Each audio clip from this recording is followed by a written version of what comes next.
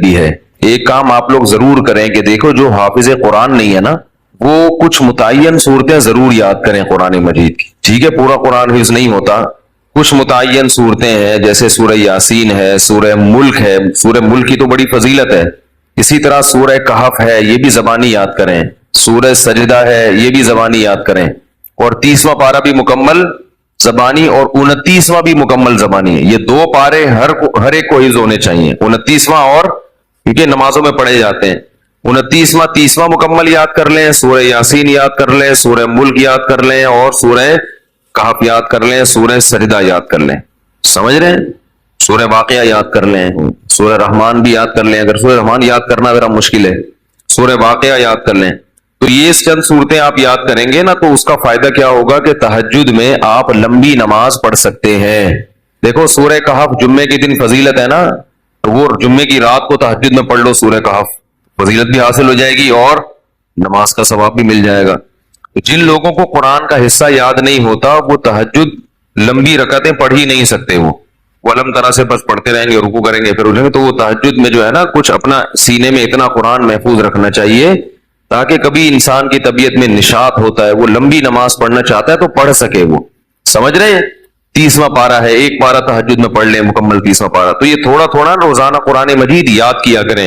کیا ہو گیا بھائی؟ روزانہ آج سے عزم کریں کہ ہم روزانہ قرآن کا بے شک کچھ نہیں 4 لائنیں زبانی یاد کر لیں گے. ایک صفحے 15 لائنوں والا قرآن لے لیں, کیونکہ زیادہ تر حافظ میں نے دیکھے 15 لائنوں کے, ایک ہی ہمیشہ یاد. جب بھی قرآن حفظ کرنا ہے نا تو ایک ہی جیسے قرآن سے حفظ کرنا ہے, ورنہ بہت کنفیوز ہو جائیں گے. بھائی قرآن جو چھپتے ہیں نا ان میں کچھ 15 لائنوں والے ہوتے ہیں, کچھ 16 لائنوں والے ہوتے ہیں. کوئی سورت 15 لائنوں سے یاد کر لی, کوئی 16 سے, بہت کنفیوز ہو جائیں گے. پوری زندگی ایک جیسے قرآن سے ہی پھر پڑھا جاتا ہے. تو آج سے یہ ہمت کر لیں, جتنے لوگ فیس بک پہ بھی سن رہے ہیں, نیٹ پہ بھی سنیں گے, آپ لوگ بھی جو موجود ہیں, روزانہ قرآن کی 3-4 لائنیں زبانی یاد کرنی ہے ان متعین صورتوں کی. 3-4 زیادہ بوجھ نہ ڈالیں اپنے اوپر ورنہ مایوسی ہو جاتی ہے. تو اس میں بڑی برکت ہوگی, 1-2 سال میں بہت ساری صورتیں یاد ہو چکی ہوں گی. میں نے جو قرآن مجید حفظ کیا ہے نا تو میرا حفظ کرنے کا شروع میں ارادہ نہیں تھا, میرے پاس ٹائم ہی نہیں تھا. اللہ تعالیٰ میرے بڑے بھائی کو جزائے خیر دیں, وہ حافظ قرآن ہے. ہم نے کسی الگ سے قاری سے نہیں پڑھا, اپنے بڑے بھائی سے ہی پڑھا ہے. تو وہ ہمیں روزانہ سب بہن بھائیوں کو لے کے صبح بیٹھ جاتے تھے فجر کے بعد, اور ہمیں انہوں نے پڑھانا. قاعدہ تو میرے والد صاحب نے پڑھا دیا تھا, نورانی قاعدہ, اور کچھ دعائیں یاد کرا لی. باقی بڑے بھائی نے پھر قرآن پڑھانا شروع کیا. تو جب میرا قرآن ختم ہوا تو انہوں نے کہا کہ اب کچھ صورتیں یاد کر لو. تو مجھے سورہ کہف یاد کرا دی. تھوڑی صبح دے بیٹھتے تھے 15 منٹ 20 منٹ آدھا گھنٹہ روزانہ, باقی پھر اسکول جانا ہے, باقی کام ہوتا, بس روزانہ اتنی دیر بٹھاتے تھے. تو وہ روز تھوڑی تھوڑی صورتیں یاد کر کے بہت ساری صورتیں یاد ہو گئیں. تو پھر مجھے حفظ کرنے کا شوق پیدا ہو گیا, یار جب اتنی ہو گئی تو پورا یاد کرو قرآن. تو میں نے بہت تھوڑے سے عرصے میں طلب علمی کے دوران الحمدللہ حفظ مکمل کیا ہے, پڑھائی کے دوران. تو ایک دفعہ ذوق پیدا ہو جائے گا نا تو پھر خود مزہ آئے گا, خود لطف آئے گا اس میں. تو سورہ کہف بھی مشہور سورت ہے جو پڑھی جاتی ہے. نبی صلی اللہ علیہ وسلم نے فرمایا جو سورہ کہف کی جمعے کو تلاوت کرے گا, جمعے کی رات کو بھی کر سکتے ہیں تلاوت, ایک روایت میں جمعے کی رات کا بھی تذکرہ ہے, تو آپ نے فرمایا کہ وہ دجال کے فتنے سے محفوظ رہے گا. کہف عربی میں کہتے ہیں غار کو. اس میں 2 بلکہ 3 واقعات ہیں, 2 تو بڑے ہی دلچسپ ہیں. پچھلی قوموں میں چند نوجوان تھے جو ایمان لے کر آئے, جو کیا کیا انہوں نے, لیکن جس ملک میں وہ رہتے تھے وہاں کا بادشاہ بڑا ظالم تھا, وہ ایمان والوں کو زندہ رہنے نہیں دیتا تھا. تو ان نوجوانوں نے مل کے یہ کہا کہ ہم یہاں رہ کر اپنے ایمان کی حفاظت نہیں کر سکتے, ایمان ظاہر کریں گے یہ ہمیں مار دیں گے, تو ہم اس ملک کو چھوڑ کر کہیں نکلتے ہیں. یہ بڑی قربانی ہوتی ہے اپنا ملک چھوڑ دینا اللہ کے لیے. ہمیں چھوڑنے کی ضرورت اس لیے نہیں ہے کہ ہم چھوڑ کے جائیں گے کہاں, یہ بڑا مسئلہ ہے نا.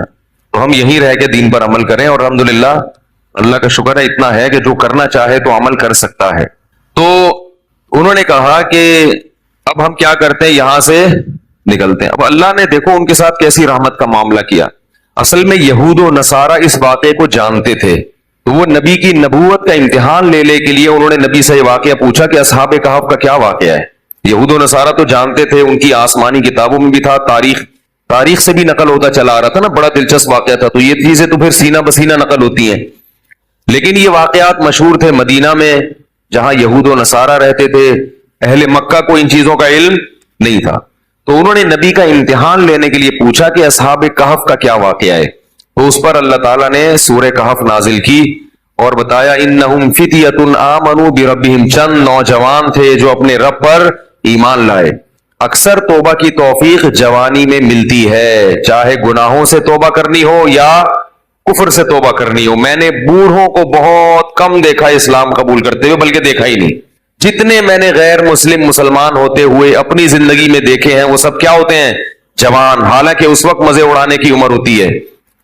پتہ یہ چلتا ہے کہ جوانی میں توبہ آسان ہے، بڑھاپے میں توبہ مشکل۔ کیوں؟ جوانی میں جیسے گناہوں کا جوش ہوتا ہے تو گناہ سے بچنے کا جذبہ بھی جوانی میں ہی پیدا ہوتا ہے، کیونکہ جوش کا ہونا ضروری ہے گناہ کے لیے بھی اور توبہ کے لیے بھی۔ کیا ہو گیا بھائی؟ بھائی ایک آگ بھڑکتی ہو نا جسم میں، گناہ کی بھی آگ بھڑکتی ہے اور گناہ سے توبہ کے لیے بھی جذبہ چاہیے۔ بڑھاپے میں جذبات کیا ہو جاتے ہیں؟ ٹھنڈے، نہ گناہ کا وہ جذبہ رہتا ہے اور نہ گناہ سے توبہ کا وہ جذبہ رہتا ہے، لہذا نیوٹرل ہو جاتا ہے۔ بس جس حال میں جوانی گزاری اسی میں رہتا ہے، کہتا ہے چھوڑو اب کیا توبہ کرنی، بس آرام سے مجھے زندگی گزارنے دو، مرنے دو آرام سے، چاہے وہ کفر کافر ہو یا گناہ گار ہو۔ اس لیے یہ نہیں کہ بڑھاپے میں توبہ قبول نہیں ہے، قبول تو بڑھاپے میں بھی ہے، مگر بڑھاپے میں توبہ کی توفیق ملتی نہیں ہے، تو اس لیے جوانی میں ہی توبہ کر لو، اور اسی سال کر لو، اور اسی رمضان میں کر لو، اور اسی اعتکاف میں کر لو، اور ابھی کر لو۔ شیطان کہے گا کل عید کے بعد کروں گا، پہلے 2-4 فلمیں دیکھوں گا عید کے بعد جو نئی نئی ریلیز ہوں گی ہیں، اور پھر جو ساری مستیاں اپنی پوری کروں گا، نکالوں گا، مزے اڑاؤں گا، پھر کیا کروں گا؟ تسلی سے آخر میں توبہ کر لوں گا۔ جس نے یہ سوچ کے توبہ کو ڈیلے کیا، مؤخر کیا، اس سے بڑا بے وقوف دنیا میں کوئی نہیں ہے۔ ایسا نہیں ہوتا، کرنی ہے تو کرو ابھی، اللہ تعالیٰ توبہ کی توفیق دے۔ آج رات اٹھ کے نا اللہ سے خوب گڑگڑا کے مانگے، اللہ جتنے گناہ تھے ہم نے چھوڑ دیے، بس ہمت کرو، ہمت کے بغیر دنیا میں کچھ بھی نہیں ہوتا۔ تو ان نوجوانوں نے کیا کہا بھائی؟ ہمت کرتے ہیں۔ فتیہ، قرآن کیا کہہ رہے ہیں؟ نوجوان تھے، فتن کی جمع فتیہ آتی ہے، تو انہوں نے کہا کہ بھائی وَإِذِ اعْتَزَلْتُمُوهُمْ وَمَا يَعْبُدُونَ إِلَّا اللَّهَ فَأْوُوا إِلَى الْكَهْفِ، چلو یہاں سے بھاگ کے کسی غار میں پناہ لیتے ہیں، وہاں جا کے سوچیں گے کہ کل کرنا کیا ہے، اگلا پلان کیا، ابھی تو یہاں سے نکلو، یہاں رہ کے کچھ نہیں ہو سکتا۔ انہیں کیا پتا تھا کہ ان کی اس قربانی پر اللہ ان کو کیسا نوازنے والا ہے۔ اللہ بڑا شکور ہے، اللہ کا ایک نام ہے شکور۔ شکور پتہ ہے کسے کہتے ہیں؟ قدردان۔ آپ تھوڑا کریں اور وہ نوازے بہت زیادہ، اس کو شکور کہتے ہیں۔ تھوڑی قربانی آپ دے گے مگر وہ نوازے گا بہت زیادہ، اللہ ایسا کرتے ہیں۔ تو یہ نوجوان نکل کے گئے ہیں اور انہوں نے غار میں کیا کی؟ پناہ لی، وہاں بیٹھ چلے گئے، نیند آ گئی، سو گئے۔ ساتھ ان کا کتا بھی تھا، حفاظت کے لیے کتا رکھنا بولو بھائی جائز، بلا وجہ کتا رکھنا حرام ہے۔ نبی نے فرمایا جس نے بلا وجہ کتا رکھا روزانہ ایک قیراط اس کی نیکیاں کم ہوتی رہیں گی، ایک قیراط پہاڑ کے برابر ہوتا ہے، روزانہ اس کی نیکیاں ضائع ہوتی رہیں گی۔ اسلام میں کتا پالنا بلا وجہ جائز نہیں ہے، ضرورت کے لیے شکار کے لیے پال سکتے ہیں، شکاری کتے ہوتے ہیں نا بھی، شکار بگار کرنا ہے، یا گھر میں طوطے پالے ہوئے تو ان کی شکار کے لیے کتا رکھا ہوا ہے، تو یہ ہوتا ہے طوطوں کی حفاظت کے لیے کتے رکھنے پڑتے ہیں بعض دفعہ۔ تو لیکن کتے کو بتا دیں کہ صرف طوطوں کی حفاظت کے لیے، لوگ کتا پالتے ہیں ڈاکوں سے حفاظت کے لیے، اس کو بتاتے نہیں ہیں، وہ ہر ایک کو کاٹنا شروع کر دیتا ہے۔ تو وہ اپنا کتا بھی ساتھ لے گئے حفاظت کے لیے کہ بھائی کہیں پہرے وہرے کا کام آئے گا۔ تو غار میں ان کو نیند آئی اور کتا کہاں بیٹھا ہوا ہے؟ غار کے کنارے پہ، وہ حفاظت کے لیے بیٹھا ہوا تھا کہ بھئی کوئی آئے گا تو بھونک کے ان کو بتائے گا بھئی بندہ آیا ہوا کوئی۔ تو اب جو ہے قرآن کہتا ہے کہ ہم نے ان پہ نیند کو مسلط کر دیا، سو گئے۔ وَلَبِثُوا فِي كَهْفِهِمْ 300 سِنِينَ وَازْدَادُوا 9 309 سال سوئے ہیں۔ کتنے؟ 309 سال۔ وَنُقَلِّبُهُمْ ذَاتَ الْيَمِينِ وَذَاتَ الشِّمَالِ، اگر انسان ایک ہی پہلو پہ لیٹا رہے نا تو زمین کھا جاتی ہے اس کو، تو اللہ فرماتے ہم ان کو کروٹیں بھی دلاتے رہے۔ وَتَرَى الشَّمْسَ إِذَا طَلَعَتْ تَزَاوَرُ عَنْ كَهْفِهِمْ ذَاتَ الْيَمِينِ وَذَاتَ الشِّمَالِ وَإِذَا غَرَبَتْ تَقْرِضُهُمْ جب سورج نکلتا تھا تو وہ بھی کترا کے نکلتا تھا، روشنی جائے گی مگر تیز دھوپ نہیں جائے گی، تاکہ سورج کی جلن، سورج کی کرنیں ان کی اسکن کو خراب نہ کریں۔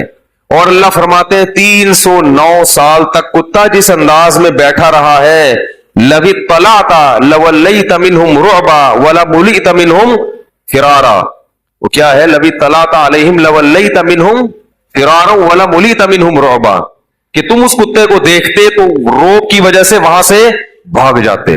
اللہ نے کتے پر ایسا روب ڈال دیا کہ کوئی بھی اس کے قریب پٹک نہیں سکتا، تاکہ ایسا نہ ہو کہ 309 سال میں ظاہر ہے کتنے لوگ یہاں سے گزریں گے، غار میں جا کے ان کو نقصان نہ پہنچائے، تو کتے کی ایسی وحشت۔ 309 سال کے بعد اللہ نے ان کو اس دوران کیا ہوا؟ وہاں حکومت کا کیا ہو گیا؟ بادشاہ مر گیا، پوری رعایا تبدیل ہو گئی، کوئی نیک بادشاہ آ گیا اس ملک میں جو توحید پرست تھا اور نیک لوگوں کی قدر کرتا تھا، پوری رعایا تبدیل ہو گئی، حکومت تبدیل ہو گئی 309 سال میں۔ تو یہ 309 سال کے بعد سو کے اٹھے ہیں، اب پریشان ہے کہ یار ہم کتنا سوئے ہیں۔ کسی نے کہا کہ ہم 24 گھنٹے سوئے ہیں، کسی نے کہا کہ نہیں بھائی آدھا، کیونکہ یہ تو سوچ ہی نہیں سکتے تھے نا اتنے 100 سال تک ہم سوتے رہے۔ تو ایک نے کہا کہ اللہ ربکم اعلم بما لبثتم، اللہ کو پتا ہے بھائی کتنا سویا، چھوڑو اس بحث میں کیا پڑھنا، 24 گھنٹے یا آدھا دن یا ایک دن، چھوڑو کیا کرنا اس بحث۔ تو ایسا کرو فبعثوا بورقکم هذه الى المدینہ، کیا ہوا بھائی؟ فبعثوا بورقکم هذه الى المدینہ، یہ سکہ رائج الوقت لے کے جاؤ۔ کیا کرو؟ سکہ رائج الوقت، یہ رائج الوقت میں خود لگا رہا ہوں کیونکہ آج کسی کا نکاح پڑا ہے نا جمعے میں، اس میں لکھا تھا 1,00,000 روپے سکہ رائج الوقت۔ تو یہ پرانی اصطلاحات پتہ نہیں لوگ کیوں استعمال کرتے ہیں بھائی، تو رائج الوقت ہی ہے اور کیا ہوگا؟ بیوی رائج الوقت ہے، دولہا رائج الوقت چل رہا ہے، تو سکہ بھی کون سا ہوگا؟ رائج الوقت ہی ہوگا۔ تو انہوں نے کہا کہ یہ سکے لے کے جاؤ، کرنسی لے کے جاؤ، فَلْيَنْظُرْ أَيُّهَا أَزْكَىٰ طَعَامًا، اور دیکھ کر آؤ کون سا پاکیزہ کھانا ہے، کیونکہ غیر مسلم ریاست ہے، حلال ملنا، اس سے پتہ چلتا ہے کہ غیر مسلم اسٹیٹ میں رہنا بڑا مشکل کام ہے۔ لوگ یورپ امریکہ میں جا کے جو آئے کھا لیتے، کہتے بسم اللہ پڑھ کے کھا لو، یہاں کیا حلال حرام، اتنا مشکل کام ہے۔ نہیں، آپ کو تحقیق کرنی پڑے گی۔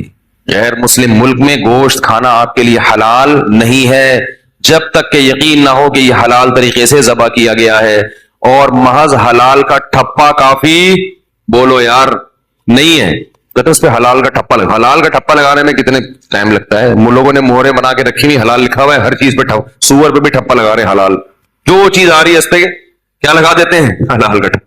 جو بھی ان ملکوں میں رہتے ہیں ان کی ذمہ داری ہے کہ چکن کھا رہے ہیں، بکرا کھا رہے ہیں، جا کے پہلے تحقیق کریں کہ اس کمپنی میں حلال ہے بھی یا نہیں ہے۔ مشینی ذبیحہ ہماری تحقیق میں حلال نہیں ہے، قرآن میں صاف ہے کہ جس جانور پر اللہ کا نام نہ لیا جائے اسے کھانا جائز نہیں ہے، اور نام لینے کا مطلب انسان نے نام نہ لیا ہو، مشین کا نام لینا کافی، مراد یہ کہ انسان اس پہ نام لے، انسان کا اللہ بسم اللہ اللہ اکبر پڑھنا ضروری ہے۔ تو یہ بھی پاکستان کی ایک فضیلت ہے کہ یہاں الحمدللہ حلال گوشت وافر مقدار میں ملتا ہے، یقینی حلال ہوتا ہے، اپنے سامنے سے ذبح ہوتا ہے، بالکل صاف نظر آ رہا ہوتا ہے، بڑی نعمت کی بات ہے۔ بعض ملکوں میں شروع ہو گیا ہے لیکن جہاں بھی گیا ہوں مزہ نہیں آیا، مشکوک ہے، اطمینان نہیں ہوتا۔ تو فَلْيَنْظُرْ أَيُّهَا أَزْكَىٰ طَعَامًا، دیکھ کر پاکیزہ مال لے کر آؤ، جو غیر مسلم ہے پتہ نہیں مردار بھی کھاتے ہوں گے، تو حلال تلاش کرو۔ وَلْيَتَلَطَّفْ، اور ذرا احتیاط سے جانا، لا يشعرن بكم احدا، کسی کو پتہ نہ چلے تمہارے بارے میں، چپکے سے جانا، رومال ڈال کے اور پتلی گلی سے راشن خرید کے، کھانا خرید کے لے آنا۔ انہم ان یظہروا علیکم یرجموکم، کیونکہ ان کو اگر ہمارا پتہ چل گیا ہمیں پتھروں سے مار کے ہلاک کر دیں گے، اتنے دشمن تھے اسلام کے۔ او یعیدوکم فی ملتہم، یا زبردستی تمہیں اسی دین میں لے آئیں گے۔ ولن تفلحوا اذا ابدا، پھر تو تم کبھی بھی کامیاب نہیں ہوگے، نقصان ہو جائے گا۔ ہم تو نہ اس دین میں دوبارہ جا سکتے ہیں اور نہ ہم قتل ہونا چاہتے ہیں کہ پتھروں سے ہمیں کوئی ہلاک کرے، لہذا چپکے سے جاؤ اور پتلی گلی سے واپس آئے۔ وہ جب چپکے سے گیا تو وہ دیکھ کے حیران ہو گیا، وہ یہ کیا ہے بھائی، یہ تو وہ علاقہ ہی نہیں ہے بھائی، تو علاقہ ہی چینج ہو گیا ہے۔